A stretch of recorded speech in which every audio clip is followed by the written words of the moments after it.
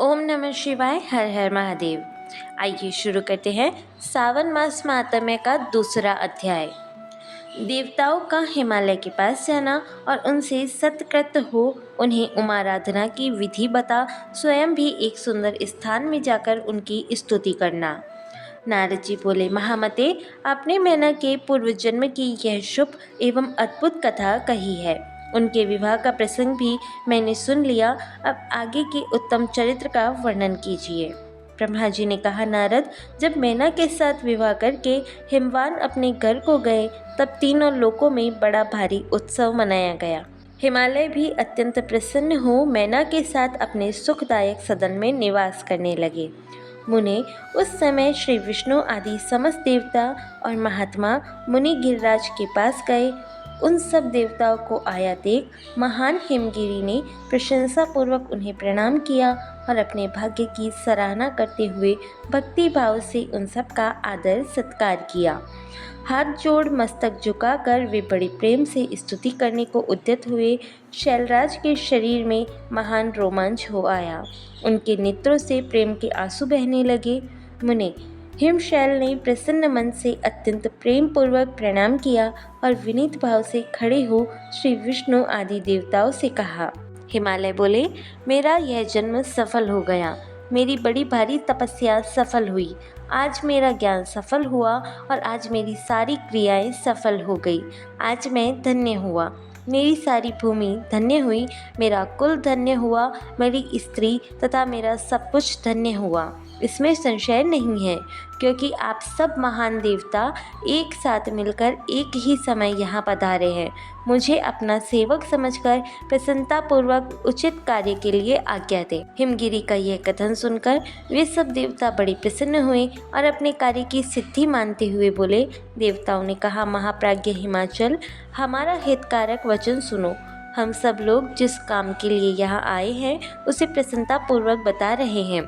गिरिराज, पहले जो जगदम्बा उमा दक्ष कन्या सती के रूप में प्रकट हुई थी और रुद्र पत्नी होकर सुदीर्घ काल तक इस भूतल पर क्रीड़ा करती रही, वे ही अंबिका सती अपने पिता से अनादर पाकर अपनी प्रतिज्ञा का स्मरण करके यज्ञ में शरीर त्याग अपने परम धाम को पधार गई। हिमगिरे, वह कथा लोक में विख्यात है और तुम्हें भी विदित है। यदि वे सती पुनः तुम्हारे घर में प्रकट हो जाए तो देवताओं का महान लाभ हो सकता है। ब्रह्मा जी कहते हैं, श्री विष्णु आदि देवताओं की यह बात सुनकर गिरिराज हिमालय मन ही मन प्रसन्न हो आदर से झुक गए और बोले, प्रभु, ऐसा हो तो बड़े सौभाग्य की बात है। तदंतर वे देवता उन्हें बड़े आदर से उमा को प्रसन्न करने की विधि बताकर स्वयं सदाशिव पत्नी उमा की शरण में गए। एक सुंदर स्थान में स्थित हो समस्त देवताओं ने जगदम्बा का स्मरण किया और बारंबार प्रणाम करके वे वहां श्रद्धापूर्वक उनकी स्तुति करने लगे। देवता बोले, शिवलोक में निवास करने वाली देवी उमे, जगदम्बे, सदाशिव प्रिय, दुर्गे, महेश्वरी, हम आपको नमस्कार करते हैं। आप पावन शांत स्वरूप श्री शक्ति हैं, परम पावन पुष्टि हैं, अव्यक्त प्रकृति और महत्व ये आपके ही रूप हैं। हम भक्ति पूर्वक आपको नमस्कार करते हैं। आप कल्याणमय शिवा हैं। आपके हाथ भी कल्याणकारी है।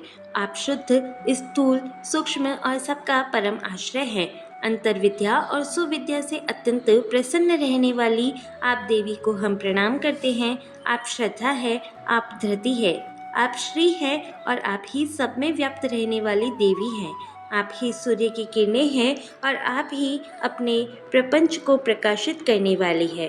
ब्रह्मांड रूप शरीर में आप जगत के जीवों में रहकर जो ब्रह्मा से लेकर तृण पर्यंत संपूर्ण जगत की सृष्टि करती हैं, उन आदि देवी को हम नमस्कार करते हैं। आप ही वेद माता गायत्री हैं। आप ही सावित्री और सरस्वती हैं। आप ही संपूर्ण जगत के लिए वार्ता नामक व्रति हैं और आप ही धर्म स्वरूपा वेद त्रयी हैं। आप ही संपूर्ण भूतों में निद्रा बनकर रहती हैं। उनकी शुद्ध और तृप्ति भी आप ही हैं। आप ही तृष्णा, कांति, छवि, तुष्टि और सदा संपूर्ण आनंद को देने वाली है। आप ही पुण्यकर्ताओं के यहाँ लक्ष्मी बनकर रहती हैं और आप ही पापियों के घर सदा ज्येष्ठा लक्ष्मी की बड़ी बहन दरिद्रता के रूप में वास करती है। आप ही संपूर्ण जगत की शांति है। आप ही धारण करने वाली धात्री एवं प्राणों का पोषण करने वाली शक्ति है। आप ही पांचों भूतों के सार तत्व को प्रकट करने वाली तत्व स्वरूपा है। आप ही नीतिज्ञों की नीति तथा व्यवसाय रूपिणी है। आप ही सामदेव की गीति है। आप ही ग्रंथि है। आप ही यजुर्मंत्रों की आहुति है। ऋग्वेद की मात्रा तथा अथर्ववेद की परम गति भी आप ही हैं, जो प्राणियों के नाक कान नेत्र मुख भुजा वक्षस्थल और हृदय में धृति रूप से स्थित हो, सदा ही उनके लिए सुख का विस्तार करती हो, जो निद्रा के रूप में संसार के लोगों को अत्यंत सुभग प्रतीत होती है। वे देवी उमा जगत की स्थिति एवं पालन के लिए हम सब पर प्रसन्न हो। इस प्रकार जग जननी सती साध्वी महेश्वरी उमा की स्तुति करके अपने हृदय में विशुद्ध प्रेम लिए वे सब देवता उनके दर्शन की इच्छा से वहां खड़े हो गए। आशा है कि आज की ये वीडियो आपको पसंद आई होगी। वीडियो अगर पसंद आई हो तो इसे लाइक कीजिएगा, शेयर कीजिएगा और चैनल पर नए हो तो चैनल को सब्सक्राइब ज़रूर कर लीजिएगा। Thank you for watching.